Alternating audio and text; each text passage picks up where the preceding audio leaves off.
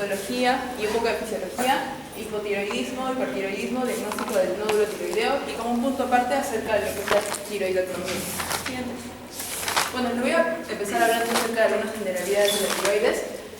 Como sabemos, anatómicamente, esta es una estructura bilobular, es decir, tiene dos lóbulos, uno derecho y otro izquierdo, y estos vendrían a estar unidos por el líquido, ¿no? Algo importante saber aquí es que esta glándula tiroides va a estar encapsulada por dos fascias, ¿no? Bueno, dos cápsulas.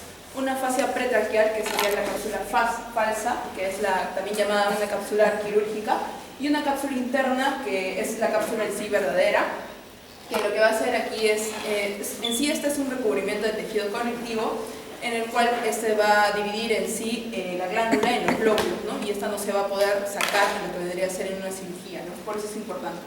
Algo importante también aquí es la ubicación, se va a extender desde el cuerpo de la C5 hasta la T1, y las relaciones, anterior tenemos los músculos, tenemos por ejemplo uno de esos el omoioideo, el esternoioideo, el esternotiroideo, ¿no?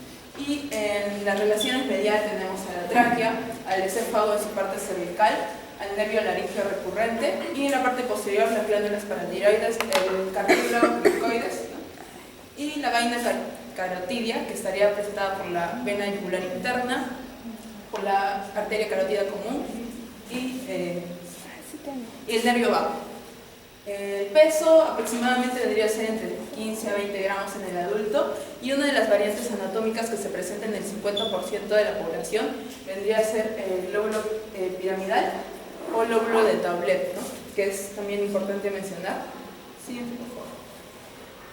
Ya, algo importante también en anatomía con lo que respecta a la cirugía es el ligamento de Berry, que se ve en esta imagen de aquí, que sería todo lo rojito. Este se va, a empezar del borde lateral de ambos lóbulos, y eso es su importancia porque va a sostener lo que vendría a ser la glándula al eje laringo-traqueal. Este es importante en cirugía porque este puede estar vascularizado y puede contener a lo que vendría a ser el nervio laringio recurrente, en este caso en esta imagen en el derecho, incluso se ve que está dentro, ¿no?, del ligamento de Berry, es por eso su importancia.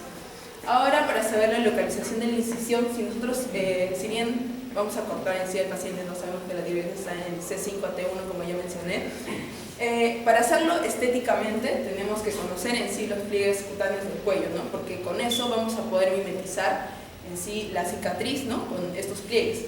Es por eso que es importante saber la frecuencia de identificación clínica, en donde la más frecuente, por decirlo así, según un estudio en Colombia, es el del medio, en un 88%, y bueno, esto es importante por lo que ya mencioné, ¿no?, que van a ayudar hacia la selección del sitio quirúrgico.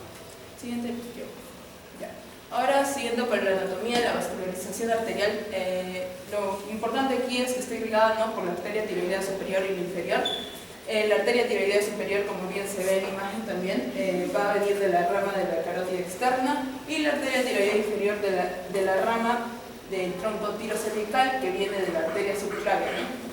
Siguiente, por favor. Ahora, de lo que respecta al drenaje venoso, tiene tres, ¿no?, a diferencia de la arterial. La vena tiroidea superior, la vena tiroidea media y la vena tiroidea inferior. Ambas, lo que vendría a ser la vena tiroidea superior y media, van a tener lo que vendría a ser la vena yugular interna, y la vena tiroidea inferior, que vendría a ser entre 1 a 5, como se ve aquí vendría a ser 2, van a drenar generalmente lo que vendría a ser el tronco brachiocefálico izquierdo, pero hay otras variaciones, ¿no?, en donde vamos a encontrarla en el tronco brachiocefálico derecho, o incluso que va a llegar directamente a la vena yugular interna. ¿Sí? Ya, en lo que respecta a la inervación, tenemos el nervio laringio superior, el nervio laringio recurrente o inferior. Ambas van a ir de la rama del nervio vago, y lo importante aquí es su relación en sí del nervio laringio superior con lo que vendría a ser la arteria tiroidea superior, y el nervio laringio recurrente o inferior con la arteria tiroidea inferior, en lo que respecta a cirugía. Ahora, del nervio laringio superior, básicamente lo que va a hacer es recoger la sensibilidad de la mucosa laringea y va a inervar a lo que vendría a ser el músculo cricotiroideo. En lo que respecta al nervio laringio recurrente, como bien lo hablé, tiene una relación, ¿no?, con la arteria tiroidea inferior, y va a dar lo que vendría a ser los impulsos motores y sensitivos, e incluso fibras del sistema nervioso autónomo a lo que vendría a ser el laringio. Siguiente, por favor. Con respecto a la histología, en los lóbulos en sí de la glándula tiroides, su unidad funcional vendría a ser más pequeña, los folículos tiroideos, que vendría a ser todo eso de aquí, todo. Estos son componentes esféricos revestidos en sí de epitelio, como se ve en la imagen. Está formada por una célula folicular, una cavidad central que está llena de coloide, e incluso también se habla de los espacios interfoliculares, ¿no? Esta cavidad central, su importancia radica en que va a almacenar lo que vendría a ser la tiroglobulina, que es el precursor en sí principal de la hormona tiroidea. Con respecto al epitelio, lo importante es que va a contener dos tipos de célula, la célula C y las células epiteliales tiroideas. La célula C lo que van a hacer es producir lo que es la calcitonina, y con respecto a los espacios interfoliculares, que deben ser estos de aquí, espacios, estos van a estar llenos en sí de tejido conectivo reticular, e incluso vamos a encontrar lo que vendrían a ser los capilares fenestrados, vasos linfáticos e incluso adipocitos. Siguiente, por favor. Aquí vemos, ¿no?, una imagen en sí en una placa de glándula de tiroides en la ampliación de 40 con una tinción de maltodextrina y eoxina. Una célula parafolicular, célula folicular en sí el tirocito, el capilar, ¿no?, el coloide que les hablé de la cavidad central, incluso se habla del tejido conectivo laxo-alveolar, ¿no? Aquí vemos también una lámina en donde se ve la parte azul que vendría a ser el estroma, los folículos en la parte púrpura rojo, y lo que vendría a ser las células epiteliales que también les mencioné, ¿no?, en donde estas en las cavidades centrales van a producir lo que vendría a ser las hormonas tiroideas, ¿no?, que se almacenan en sí como coloides, que vendrían a ser las cavidades centrales, y esas están en la imagen como color rojo. Siguiente. Ya, ahora brevemente de la fisiología. Se habla de la regulación de las hormonas tiroideas, los cuales en la glándula tiroidea, como ya conocemos, van a ser responsables sí, de la producción de la T4 y la T3, la T4 de la tiroxina y la T3 de la triodotironina, incluso también de la producción de la calcitonina, ¿no? Se ve que el hipotálamo así va a hacer lo que producir lo que es la hormona liberada de titotropina, lo que va a llegar a la adenohipófisis. En sí esto es un mecanismo, ¿no?, positivo. Y esta de la hipófisis también lo que va a regular lo que es la tireotropina, lo que va a llegar a la tiroides, y como ya conocemos esto, va a producir lo que es la T3 y T4. Cuando se produce suficiente T3 y T4, ya se va a producir lo que es un feedback negativo, ¿no?, en los cuales se va a regular tanto en la hipófisis como en el hipotálamo. Por eso se llama el eje hipotálamo-hipófisis-tiroides. Ya, ahora aquí se ve, ¿no?, que van a ser 5 fases. En resumen, va a haber primero la síntesis de la tiroglobulina, se va a producir lo que es la absorción del yoduro, la iodación de la tiroglobulina y finalmente el almacenamiento y con la consecuente liberación de la T3 y la T4. Ya, ahora los últimos detalles en sí del metabolismo y de la síntesis. Hay que saber estos puntos importantes, que se va a producir incluso más T4 que T3, pero hay que saber que la T3 es más potente, ¿no?, que la T4. Lo que va a pasar es aquí que en sí, como ya lo mencioné, la T4 se va a transformar en la T3, porque va a haber una 5-desiodasa periférica en la tiroides, tanto en la glándula pituitaria como en el músculo, incluso en la grasa parda. Algo también importante aquí es el metabolismo, para saber el tiempo de vida media, en los cuales en la T3 tiene un tiempo de vida media de aproximadamente de 2 o 3 días, y en la T4 aproximadamente de 6 a 11 días en algunas bibliografías, ¿no? En otras reflejan que es un poco menos. Y bueno, pasamos a lo que es la bioquímica, ¿no?, tanto de la triodotironina y de la tiroxina. Siguiente. Ya vamos a pasar a lo que es el concepto y a desarrollar el tema del hipertiroidismo. Ya, entonces el hipertiroidismo se produce porque va a haber un aumento tanto en la síntesis y la secreción de las hormonas por parte de la glándula tiroides. Entonces va a haber una mayor actividad funcional o hiperactividad de esta glándula, y lo que va a generar que haya un aumento en la secreción de las hormonas tiroideas tanto en T3 y en T4. Si nosotros hablamos de prevalencia, generalmente se da en una población del 1% y es mayor en el sexo femenino. Se habla de una relación de 5-1 respecto al sexo femenino y masculino. Buscando la bibliografía sobre hipertiroidismo, en algunas bibliografías encontrábamos un término de que era tirotoxicosis. Y bueno, se podría confundir porque algunos piensan de que es lo mismo, pero en sí no son términos iguales, sino son términos que se relacionan mucho. Porque la tirotoxicosis se utiliza para definir lo que es el conjunto de signos y síntomas clínicos que se van a producir a través de las cantidades excesivas de lo que es la hormona tiroidea. Entonces, no son lo mismo, pero sí se relacionan. Ya. Para resumir lo que es la fisiopatología, porque ya no lo he explicado muy bien, vamos a hablar de un hipertiroidismo primario y de un hipertiroidismo secundario. En el hipertiroidismo primario, netamente, la falla va a estar a nivel de la glándula tiroides. Entonces nosotros vamos a observar que si la falla está en la tiroides, va a haber una disminución de la síntesis de la TSH, porque el hipotálamo va a detectar cantidades excesivas de lo que es la T3 y la T4, entonces va a disminuir la producción, pero igual va a estar aumentada la T3 y la T4 y va a haber un aumento del metabolismo. Ya, en el hipertiroidismo secundario ya también va a haber una falla, pero eso ya va a ser a nivel del hipotálamo, a nivel del eje hipotálamo hipofisiario.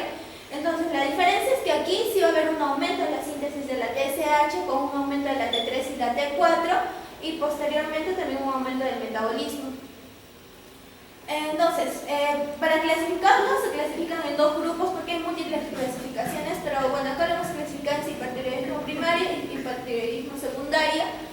En el hipertiroidismo primario, como se va a afectar la glándula tiroides, encontramos tres patologías que son de las que más se habla, que es la enfermedad de Graves, bocio multinodular tóxico, adenoma tóxico.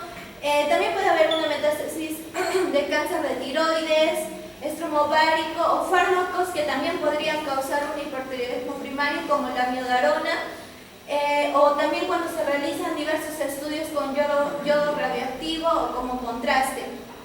En el hipertiroidismo secundario está el adenoma hipofisiario secretor del TSH, el síndrome de resistencia a hormona tiroidea, tumores secretores de gonadotrofina coriónica y tirotoxicosis gravídica. Bueno, existen múltiples signos y síntomas, pero aquí hemos puesto los más importantes. Primero, va a haber una taquicardia y palpitación. ¿Por qué? Porque como ya les había dicho que a nivel de la fisiopatología del hipertiroidismo va a haber un aumento en el metabolismo. Entonces, si hay un aumento en el metabolismo, se va a requerir mayor cantidad de oxígeno y esta mayor cantidad de oxígeno va a hacer de que se eleve el gasto cardíaco. Entonces, por eso va a haber taquicardia y palpitaciones. Van a haber temblores, piel caliente y húmeda, intolerancia al calor y diaforesis. El bocio, que en sí viene a ser el agrandamiento de la glándula tiroides. Va a haber una hiperactividad, irritabilidad o disforia, que se da por la alteración del sistema simpático y generalmente se va a producir como una fase ansiosa.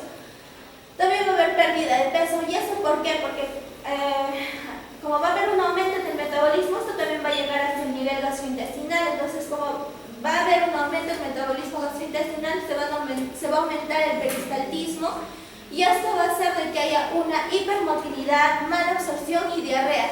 Pero acá hay algo característico, porque si yo, por ejemplo, digamos, pierdo peso es porque no estoy comiendo, pero en este caso el hipertiroidismo va a tener una excesiva o un aumento del apetito. ¿Por qué? Porque por este mismo, ¿no? Por el aumento en el metabolismo. Entonces la persona come, pero pierde peso. Luego también vamos a encontrar una retracción palpebral.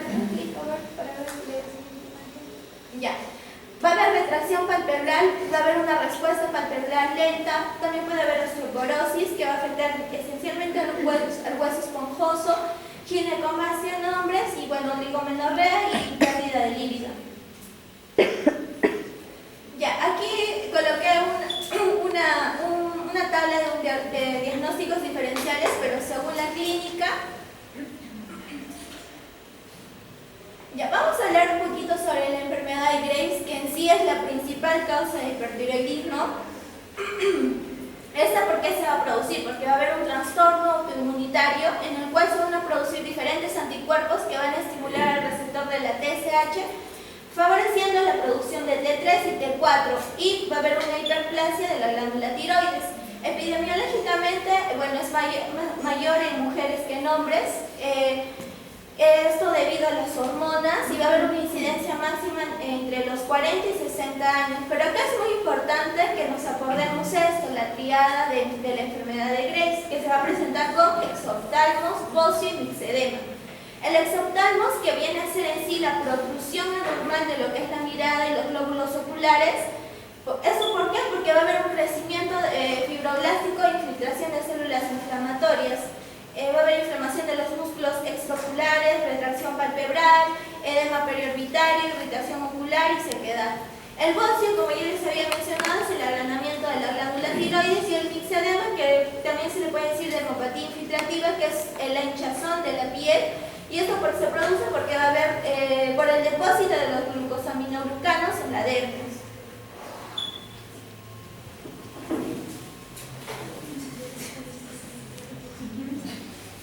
Ahora tenemos lo que son los exámenes auxiliares. Los primeros exámenes que vamos a evaluar van a ser las pruebas de función tiroidea.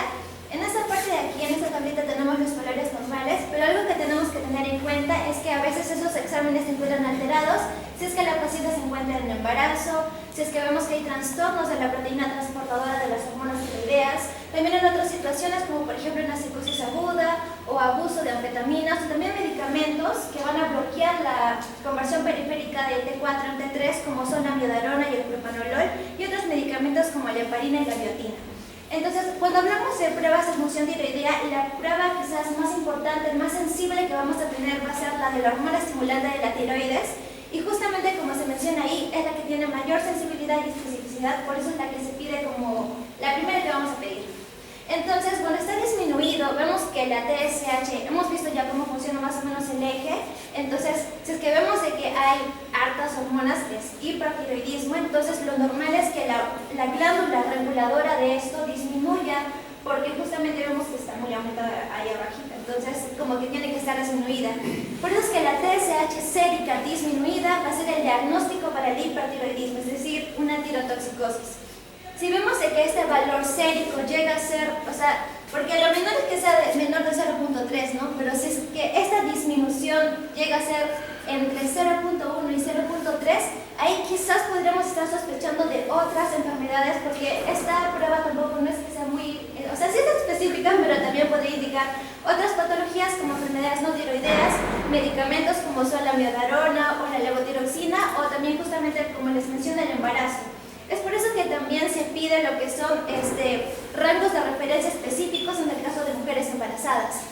Y si es que por ahora nosotros encontramos una TSH sérica aumentada o normal, entonces no tenemos tirotoxicosis, no tenemos hipertiroidismo, y además esto siempre descartando lo que es la ausencia de un tirotropinoma o también de la resistencia a las hormonas tiroideas. También dentro de estas pruebas tenemos a la hormona tiroidea en sí, donde tenemos en sí a la tiroxina libre y la triiodotironina total.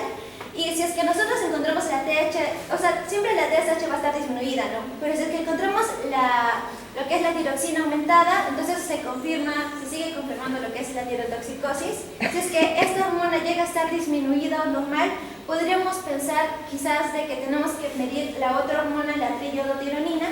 Y en esos casos, si es que esta se encuentra aumentada, confirmamos lo que es el diagnóstico de enfermedad de Graves y también de un nódulo autónomo. Y si es que llegan a haber niveles normales de esta hormona teniendo una TSH disminuida, hablamos de un hipertiroidismo subclínico, y también, por ejemplo, puede ser un error de laboratorio, una enfermedad hipotalámico pituitaria, o quizás una enfermedad no tiroidea, o también puede ser por el efecto de algún medicamento que mencioné anteriormente. Y también tenemos los anticuerpos antitiroideos, por ejemplo, el anticuerpo contra el receptor de la TSH, que me va a dar prácticamente el diagnóstico de la enfermedad de Graves, que tiene una sensibilidad del 96% y una especificidad del 99%.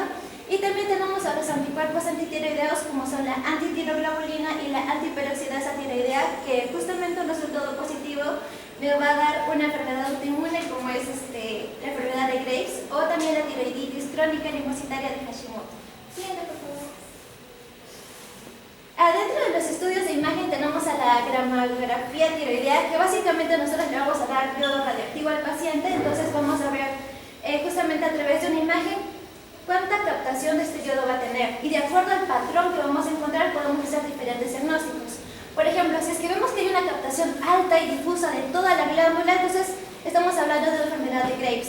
Si es que llega a ser normal o ligeramente aumentada, podemos hablar de un adenoma tiroideo tóxico, y se va a caracterizar porque justamente es lo que vemos aquí en la imagen. Va a haber una captación como que focal, pero el resto de la glándula vamos a ver de que se encuentra dentro de lo normal. Ay, que se me atoró.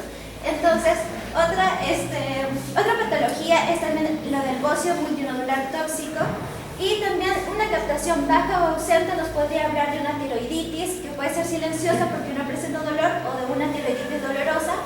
También puede haber una ingesta excesiva iatrogénica o ficticia de hormonas tiroideas exógenas, o también podríamos hablar de un estruma ovárico, que básicamente es un teratoma ovárico que va a tener predominantemente tejido tiroideo, por eso va a haber una captación ligeramente baja de esta. Y también tenemos nódulos que, bueno, si es que vemos que es el nódulo tiene captación, entonces vamos a decir que es un nódulo caliente porque va a tener un hiperfuncionamiento. Si vemos de que tiene poca captación, va a ser un nódulo frío, va a ser hipofuncionante, o también puede ser indeterminado. Siguiente, por favor. Ya, también tenemos lo que es el ultrasonido de tiroides, que bueno,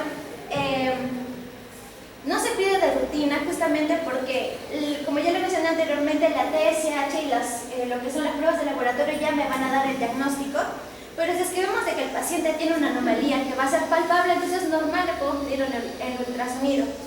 Pero otra indicación importante de tener el ultrasonido es tener justamente el Doppler, que justamente la captación que va a tener, o mejor dicho, el patrón que puede generar me puede ayudar a distinguir ciertas patologías. Sin embargo, esta prueba requiere experiencia para poder distinguir justamente estos patrones, y que además está recomendado para evaluar nódulos. Y bueno, acá tenemos una imagen donde se puede ver una hipervascularización justamente porque es hipertiroidismo.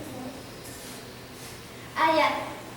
En cuanto al tratamiento, tenemos lo que es el yoduro de sodio radiactivo, de que generalmente esto se lo toma como tratamiento de primera elección en pacientes que tienen enfermedad de Graves o bocio nodular tóxico, incluso en niños.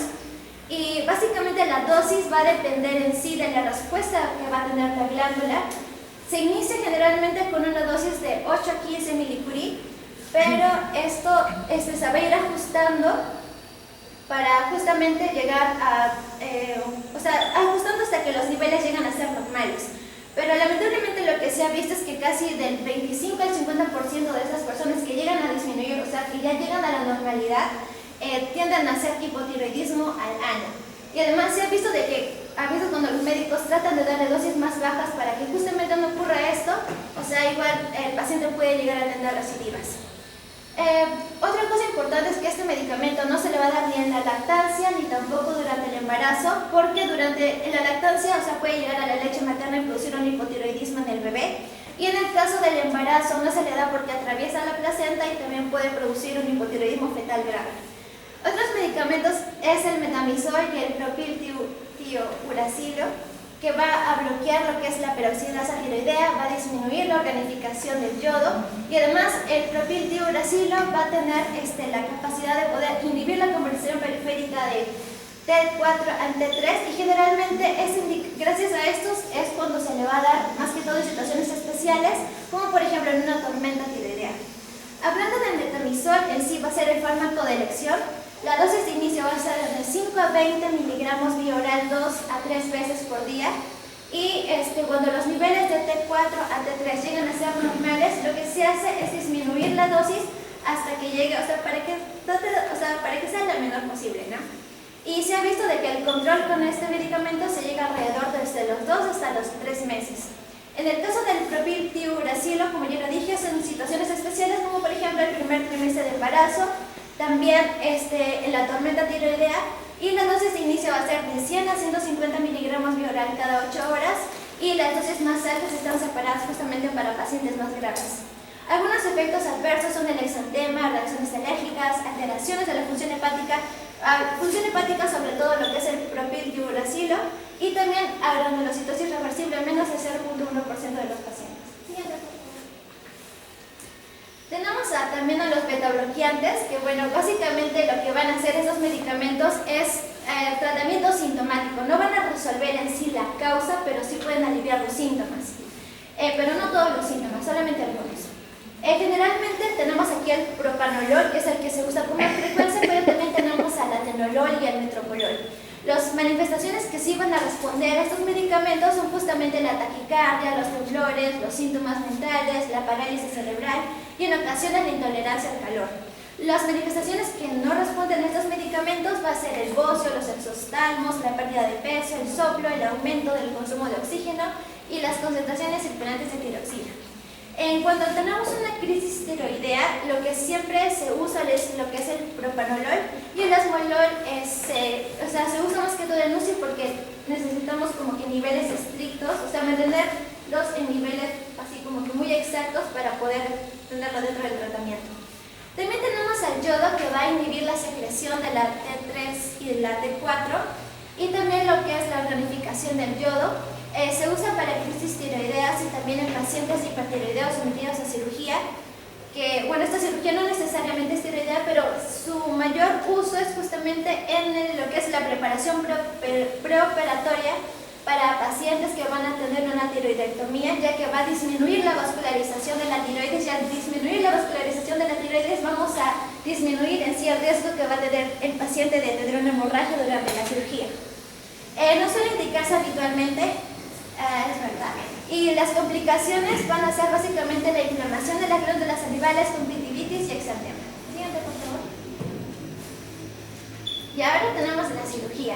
La cirugía de esos pacientes, la cirugía sí va a ser la tiroidectomía, pero va a estar indicado sobre todo en aquellos pacientes que son que van a tener hipertiroidismos graves, que sean con bocios muy grandes o cuando ya presentan síntomas compresivos. Generalmente la indicación más importante es justamente eso, ¿no? Los síntomas compresivos. También se puede indicar en aquellos que coexistan nódulos fríos de alta sospecha o con malignidad confirmada. También en la enfermedad de Graves, cuyo hipertiroidismo ha ya recidivado con fármacos antitiroideos, pero rechazan el tratamiento con el yodo 231, que es el yodo radioactivo. En pacientes que no toleran los fármacos antitiroideos, en bocios, como ya lo mencioné, muy grandes, pacientes más jóvenes con adenoma tóxico y bocio multinodular, y en aquellos ancianos con bocios nodulares gigantes. En cuanto a la preparación para esta cirugía, es lograr el estado eutiroideo antes de la operación para minimizar justamente el riesgo de tener una tormenta tiroidea, y también justamente el estado eutiroideo lo logramos dándole tiamina, yoduros, yoduro de potasio, los metabloqueantes como por ejemplo el propanolol, y también se le da los suplementos orales preoperatorios de calcio y vitamina D. Y también tenemos a la laringoscopía directa e indirecta preoperatoria. Ahí tenemos un videito donde, bueno, ahí están como que ya haciendo la cirugía, ya está como que ya está hecha. Y ahí vemos que ya, acá está la tiroides, y justamente lo va a sacar porque esto es un bocio grande, entonces por eso es que han realizado la operación. Y ahí también lo mencionan, ¿no? Que es grande. Y bueno, cuando hablamos de una enfermedad de Graves, básicamente la cirugía que está indicada es la tiroidectomía subtotal. Dentro del adenoma tóxico está la adenomectomía, y cuando hablamos de un bocio multinodular tóxico tenemos a la tiroidectomía total o subtotal. Aquí justamente está haciendo mención de algo importante, que aquí tenemos el nervio recurrente, que también lo mencionaste, ¿verdad? Entonces, tenemos acá el nervio laríngeo recurrente, que es muy importante porque si es que este nervio presenta una lesión, bueno, lo que tenemos que saber es que el nervio laríngeo recurrente va a inervar básicamente todas las cuerdas vocales. Es por eso de que el paciente, justamente si es que presenta lesión, va a llegar a tener una voz bitonal, y si es que presenta lesión de ambos nervios, entonces va a tener dificultad respiratoria. Otra complicación es, por ejemplo, la hemorragia, que justamente disminuye cuando le damos yodo. ¿Se acuerdan que el yodo disminuía la vascularidad de la tiroides? También tenemos lo que es el hipoparatiroidismo, porque justamente cerca acá de la tiroides están las paratiroides, y a veces cuando sacan la tiroides también sacan la paratiroides, entonces por eso el paciente queda con hipoparatiroidismo, que puede ser transitorio o permanente. También le puede ocurrir lo que es el hipotiroidismo, justamente porque están sacando la tiroides, y va a haber recidivas en caso de persistencias. Pero generalmente esto se da en el 2 al 16%. Pero más adelante, doctor, o sea, no piense que solamente es eso, sino que más adelante también vamos a hablar sobre la cirugía. Entonces, esto es como un preámbulo, más que todo. Continuamos con el hipotiroidismo. Vamos a hablar de manera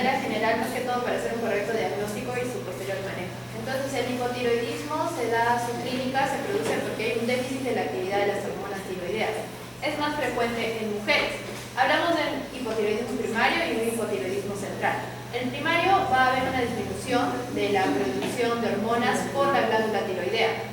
Y el hipotiroidismo central va a haber una insuficiencia de estimulación de la tirotropina a nivel del eje hipotálamo hipofisiario, por eso es el hipotiroidismo central. Entonces, cuando hay una disminución de las hormonas tiroideas,